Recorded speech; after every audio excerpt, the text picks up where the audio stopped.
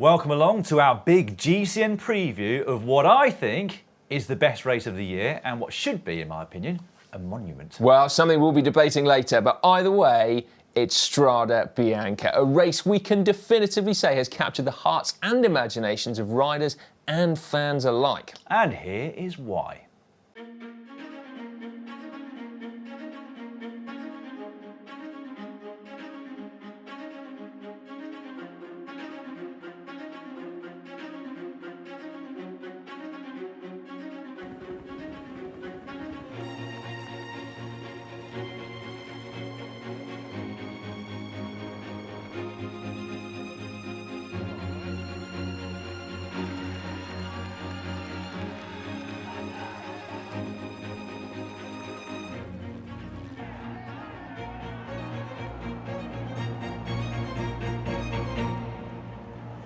It's such a brilliant event, isn't it? Whether it's a monument or not. I just love how it draws such a diverse range of riders every year to compete there. Anyway, before we talk about the route, the riders, and explain why it should be a monument, time to let you know that live and on-demand coverage of the race on Saturday is available in all GCN Plus territories. All of them? Yes, all of them. All of them, including New Zealand. Yes, that's right. That will be the same for Tirreno, San Remo, the Giro, and all Italian-based RCS races this year. So we very much look forward to having your company for those races this year. Yeah, we'll be back with the breakaway from 10:30 GMT on Saturday morning, where we'll be looking ahead to and then analysing the men's and women's races. And if you can't watch it live, of course, you'll be able to watch it on demand, or you can watch long highlights, or indeed short highlights if you haven't got much time. That's right, something for everyone. So make sure you subscribe to GCN Plus if you haven't done so already. And remember that the annual pass is the best value for money for what is going to be a fantastic season. We've already had fantastic racing, haven't we? Yeah, we have, yeah. A lot still to come. Right then, let's start with the parcours, or percorso then. Not much really has changed versus previous editions, has it? Well, why change a winning formula, Very quite true. frankly? Both the men and the women will start and finish at the Piazza del Campo in Siena. The men tackle 184 kilometres, over a third of which is on those infamous white gravel roads. Yes, 63 kilometres of gravel roads, over 11 sectors for the men. And the first of them comes as soon as the flag is dropped. Not as soon as it's dropped, but just 18 kilometres in. And that, I think, is something that really separates this from the other monuments. Or the actual monuments, Dan. Yeah, whatevs. It means that you don't get that really long early part of the race to sort of ease yourself into it. I'm not saying that everyone is going to be flat out at that first sector, but you will need to be concentrated and probably well positioned there already in the race. Yeah, under normal circumstances though, the first real action comes up the San Martino climb in Granaria. 9.5 k's long, not all uphill, but mostly. It's a place where we've often seen attacks and splits in the bunch, and it comes with just 73 kilometres to go. It does, yes. There is a bit of respite straight after that with a long road descent, but then comes the Monte Santa Maria. That one is 11.5 kilometres long with some really steep sections, and many of you will remember that it was midway through that sector last year that Pogacar made his race-winning move. That's Incredible, right. wasn't it? It was, wasn't it? Yeah, a mere 50 k's still remaining. Is it that? Yeah. There we go, yeah. Now the rest did see him again, but unfortunately for them, it was after they crossed the finish line, of course. Yeah, after they finished the Monte Santa Maria section, meanwhile, the vast majority of the gravel has been completed. But there is still one key sector, isn't there, between there and the finish? Le Tolfe, where Van der Poel gave us the true definition of a wattage bazooka in 2021. Also, Tom Pidcock just starts to flow, and here goes Mathieu Van der Poel. Lift off for Van der Poel, and Alaphilippe is the man who's trying to follow. Mathieu Van der Poel with an explosion on Le Tolfe. That was such a great addition of this monument, wasn't it? I'm going to keep banging that drum. Now, Le Tolfe may only be 1.1 kilometres long, but with double-digit gradients, it's a real opportunity to make a difference if there is still a small group together. At the top of it, there will be just 12 kilometres remaining, a bit of a plateau first, and a fast descent into the outskirts of Siena. Yeah, another tarmac climb then greets them, and then it's time for one of the most enthralling finales in the sport. I think that's genuinely true, isn't it, actually? In the men's race last last year, it was a foregone conclusion for Pogacar, but in the women's, we saw Lotte Kopecky do what many thought would be impossible, which is get the better of Annemiek van Vleuten. Yes, she did indeed, on a climb, no Yeah. less. It was a brilliant ride, wasn't it?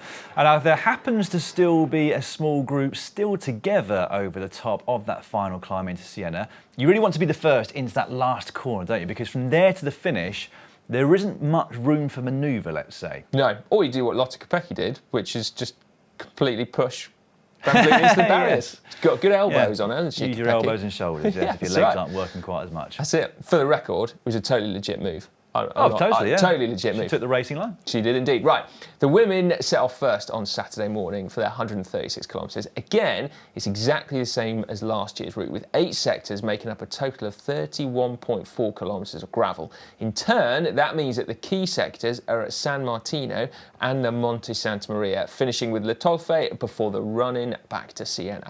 Weather watch now, which is important because this is a race that takes on a completely different look if it's wet as it was back in 2018. However, the long-term forecast suggests it will be dry on Sunday, albeit with a very cold start to the races, with a relatively gentle northeasterly wind. Yeah, it really is a different look, isn't it? Because instead of being Strade Bianche, it's like Strade Brown, isn't it? Yeah, I don't know what brown is in Italian though. No, I don't Unfortunately, either. we'll have to get back with that later. Yeah, okay. Also, a good job that the wind is going to be slightly more gentle, certainly than it was last year, Yes. when it blew half the riders off the road, didn't it? Yeah. And in some respects, it is a shame that it's glorious weather, but Strade Bianche is always beautiful, isn't it? Yeah, whether it's wet or dry. I do love an epic Strade Bianche though. Yeah. I mean, we've only had one. I think the only other time that those roads have been wet for a bike race was at the Giro d'Italia. It was a long time ago because I was in the race covered in mud.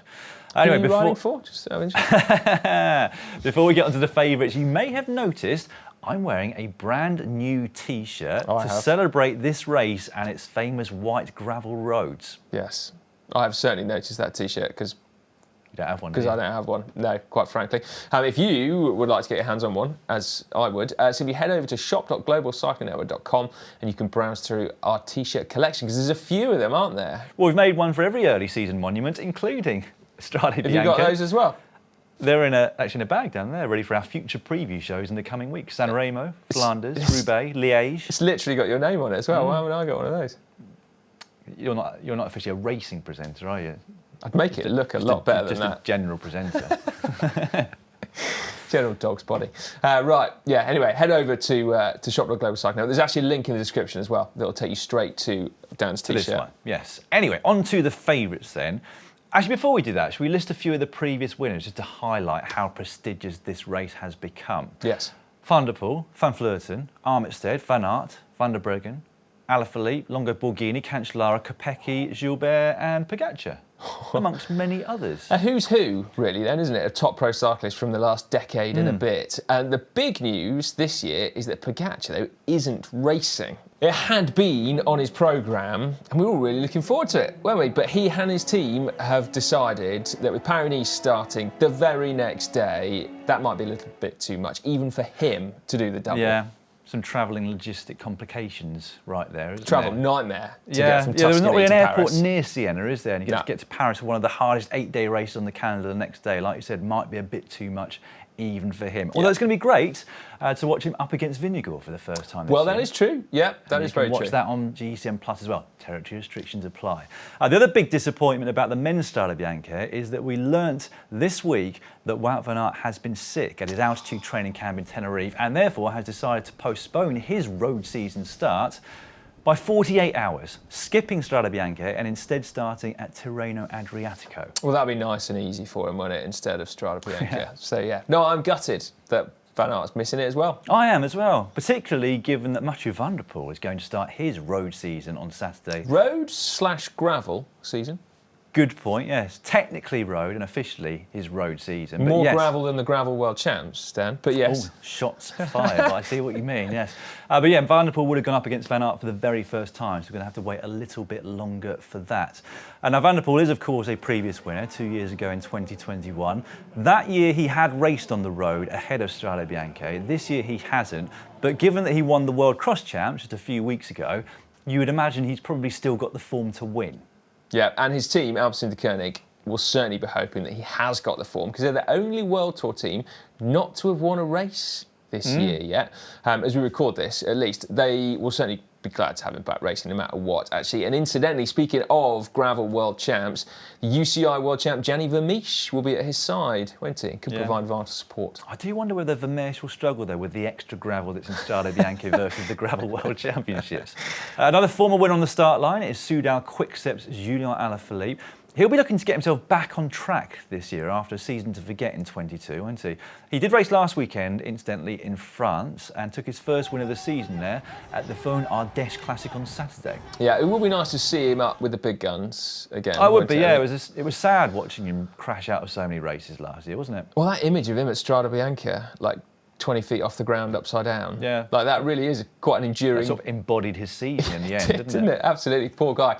Now, Maury van Sevenant, who won the final stage of the Tour of Oman recently, will be alongside him in his team, though the rest of that team is actually yet to be confirmed, isn't it, as we record this? Well, yeah, as we record this, it's quite thin on the ground, the start list of both races, as we'll explain later. Anyway, Ineos Grenadiers, I think they'll be pretty disappointed with their performances at the opening weekend on Saturday and Sunday, partly because Ben Turner crashed out, nothing they could do about that, of course. But regardless, I think they would have expected more out of one of those days at least. They look to have Sheffield, Kwiatkowski and Pidcock for Strade Bianche. And I think this is the one-day race that most suits Tom Pidcock. Got the gravel, obviously, the descent, which we've seen recently he absolutely loves again. Yeah. They'll be to his liking, but also the fact that the climbs are a bit longer in Strade Bianche. In fact, a lot longer than what you'd find in Flanders. I think that should suit him too. Yeah, and given he's that much lighter than certainly than Van der Poel, he is actually one of only 2 British riders, would you believe, to finish in the top 9 of Strade Bianche. Isn't that right? That is right, Si. That is right, yes. And he didn't take the KOM either, did he? So he finished like top 9, no, but really... Probably went faster than me, but he didn't take the KOM. Right, Bahrain victorious, and UAE look to be the other teams with strength and depth, don't they? Even without Pogacar, UAE are looking particularly strong. Tim Wellens, he was on great form last weekend, wasn't he? He was, yeah. It'll be interesting to see how Wellens gets on Saturday, actually, although it will be March by then. Normally his form drops off a cliff at the end of February, doesn't it? Very true. Now, they've also got Covey and Formolo, neither of whom will start amongst the big favourites. But it also wouldn't be a surprise to see him in the mix, would it? I don't think. No, not at all. And then Bahrain have got Mohoric, Bilbao and Caruso as well. Yeah, Mohoric, he's always a rider that I look to get a big result in this race in particular, because, again, I think it really suits him. But actually, of all the times that he's competed here, his best result so far is only 11th. Outside the top 9. Well, exactly, yes. Also watch out for EF Education Easy Post. They've been flying already this year. Seem to remember Alberto Bettiol was right up there in the 2020 edition, which took place in August that year, didn't it, due to COVID. Whilst another team which has a very strong start to the season is Intermarché Circus Wanty. They look to be led by former world champion Rui Costa. No, not sure it's really a race for him. Is it no, really maybe not. But I'm happy to be proven wrong. Always happy to be proven wrong, which is just as well, because it happens a lot. Lutsenko will lead Astana at the race. Never count him out, whilst other names to watch are Madwa of FDJ, Andrea Kron of Lotto, Stibar of Jayco, Vlasov for Bora, and Van Avermaet for AG Desert. Yeah, Van Avermaet. He's never won this race, but he's always up there. I know he's ageing a little bit now, but don't be surprised if he's in the top 10. Yeah. On to the women's, and Lotte Kopecky is back to defend her crown in what will be the 9th edition of their race. Beyond Kopecky, the start list, as we mentioned before, is a long way from confirmed.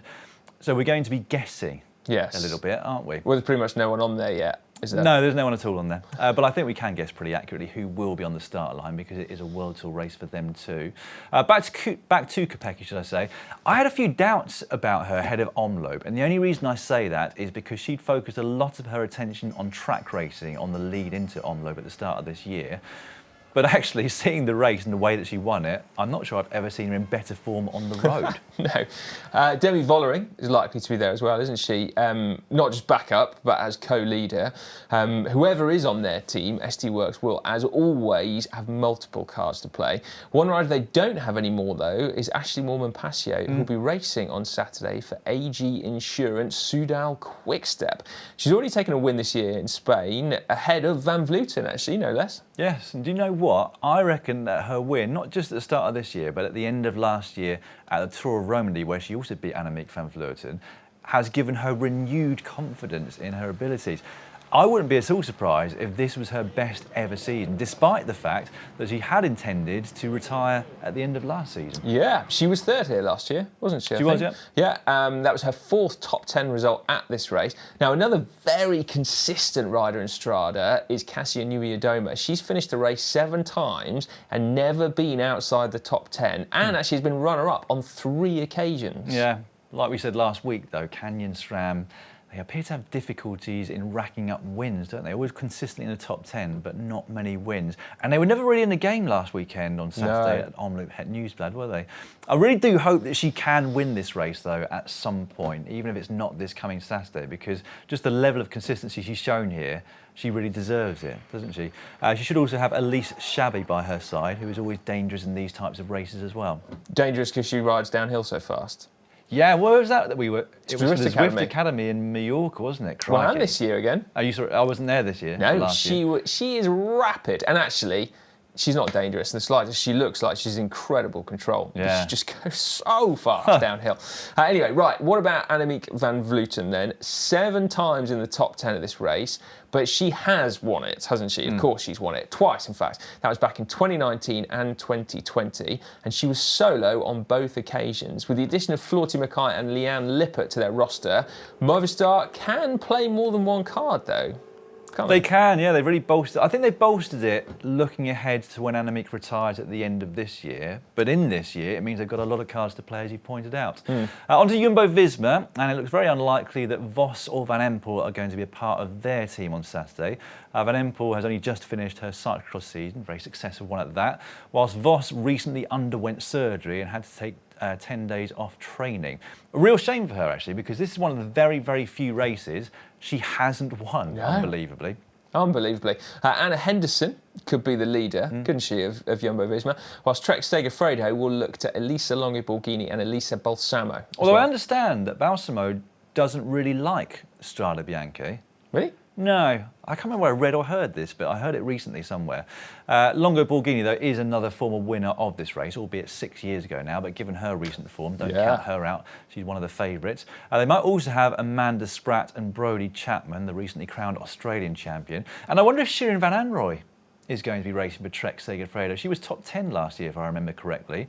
So she obviously loves the gravel roads, being a cyclocross rider. That would be interesting, wouldn't it? A strong team. Really they're strong all starting. team, yeah. FDJ Suez also have a good chance of being right up there. They've got Uttrup Ludwig, Brown and Cavalli as their leaders.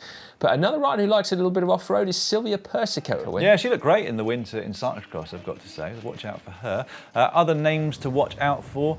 Well, we've got Mavi Garcia, haven't we, of UAE ADQ. She is always there or thereabouts in this race. She came close to winning it with that solo attack a few years ago, didn't she, before Van Vleuten caught her for 4 minutes. Yeah, Van Vleuten's ride that day was incredible, wasn't it? Yeah, I feel like Garcia was robbed.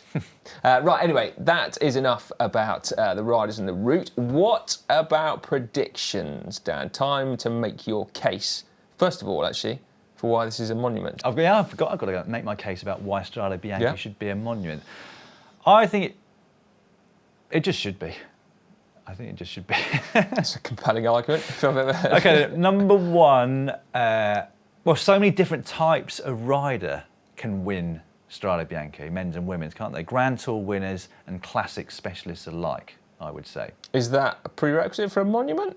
Not necessarily, no, but I think that's one of the reasons why it's so compelling. Okay. I guess at San Remo you also have sprinters in the mix, so maybe that's even more open. Yeah. But then nothing happens in San Remo, does it, for about 6 hours, whereas in this race, as we explained earlier, things can kick off at any moment, and the first sector comes after 18 kilometres. There are also, I'm starting to think of more things, Hal. Go on then. So many opportunities to make a difference in this race. And we saw last year Pogacar made a solo winning move from a long way out. We've seen Annemiek van Vleuten do the same thing. And then the year before, Van der Poel still had Bernal and Alaphilippe with him in that closing kilometre before he unleashed his second What is Bazooka of the day. And it's the same in the women's, isn't it? We've seen epic solo victories, as mentioned, for Annemiek van Vleuten. And then other races that have come right down to the wire. And it's also one of the most beautiful races on the calendar as well. I would agree with you there. That's got to be said. And also, thinking of even more here, you can get dust, of course, in races like Paris-Roubaix. but you don't get the incredible scenery in the background like you do at Strade Bianche. Those rolling Tuscan hills and those amazing aerial shots that you see over the ridges and the plateaus. It's absolutely stunning. Also, when it rains, it looks just as epic as Paris-Roubaix. We saw the pictures earlier, didn't we? Look at the riders again and the faces of those riders back in 2018 when we had that wet edition. It's too short though, isn't it? I mean, it's not over 250 kilometres for the men. It's not even over 200 kilometres, is it? No. It's just a short gravel race. Is that a race. prerequisite though, as you asked me earlier? Yes. It's not the distance of the race in my mind. And that's another reason actually why I think Strade Bianche should be a monument. And look at the list of winners. Despite it not being that length, massive riders want to come here, compete and actually take the win in this race as well. But I think if we have a look at the people who finished in the top 10 of this race, there's a compelling argument as to why it should never be considered a monument. Well, I thought we might have a preview show of Strade Bianche this year where we didn't mention my 9th place, but we've already had 2 in there now, haven't we? I didn't mean you, actually. I meant Jaro Ameti, finished 9th 2 years before you did. Did you look? You must have looked that up before you came in. Of course I did. Here. No one's ever heard of him, have they? You've just looked through the least known 9th place finishes beyond me. Basically, yeah. The reason you never heard of him, though, is because he didn't go on to be a GCN presenter and therefore be able to shout about his mediocre career like I've been able to do. Yeah, maybe Alan and Giorgio should get in touch with him for GCN Italia then. Who else has finished 9th? Well, from memory side, Fuglsang, Pino, Pools, Van Avermaet, Van der Breggen, Van Vleuten and Nieuwiadoma. Okay, and some lesser known names that you didn't think were worth mentioning, Exactly, I'm yes. sure. Now, it's got to be said, those are all compelling arguments, but fundamentally, I'm still not convinced that it should be a monument. Frankly, it's just not old enough. Well, no one knows what the definition of a monument is. All we know is that at some point, a monument became a thing way after they started, like decades and decades later. So it's whether or not you decide. I mean, there's nothing written down that says it has to be this length, it has to be this old, etc., etc. So I think it's open to interpretation. All right, then, get involved in the comments section down below, I guess. Yes, and let us know your thoughts on that subject. Right, predictions time now. Once again, we'd love to hear yours in the comment section down below for who's going to win the men's and the women's races this year. I think it's your turn to go first. I forgot to look at how we did last week, but I don't think either of us had Dylan van Baarle. Did either of us have Lotte Kopecky? Well, there's a thought. I feel like I did, but I don't know. I don't remember who I predicted. It was a long time ago. I remember I had Ben week. Turner. Yeah. And I also had him for our breakaway show, and he crashed out in the first 40 kilometres of the race. Yeah, I went for Pidcock. Oh, crikey. He was 5th. Yeah. But never Anyway, looked on, predictions never for looked on Saturday. Right. Elisa Longa Borghini, actually. I think maybe I went for her last week, actually. I'm going to go for Elisa Longa Borghini. And I'm going to go for Tom Pidcock again, actually. Oh, yeah. Why not? Yeah, stick with the same duo. All right, well, I am going to go for Kopecky for very obvious reasons, defending winner, and she looked incredible at Omloop on Saturday. And I'm going to go for Van der Poel. As you know, I'm a bit of a fanboy, just like you are at the Zwift Academy. Yeah. And I think he just loves this race because it's just such a tough monument, isn't it? Right, a reminder that you can catch live coverage with the breakaway from 10:30 GMT on Saturday morning. It's the women's race that we'll get live coverage of first, transitioning immediately into the men's, and after that we'll have post-race analysis. You managed to get some time to watch Omloop live, didn't you, last Saturday? I did. Will you have that luxury again this week? No. Didn't get to watch, didn't need to watch the on-demand, didn't need to watch highlights, just sat and actually... No, I say that. I watched it delayed. I watched it an hour and a half delayed. Oh, did you? I did, yeah. But it felt like it was live. And this is really bad, right? I've only just got around to downloading it onto Apple TV, and it was just amazing.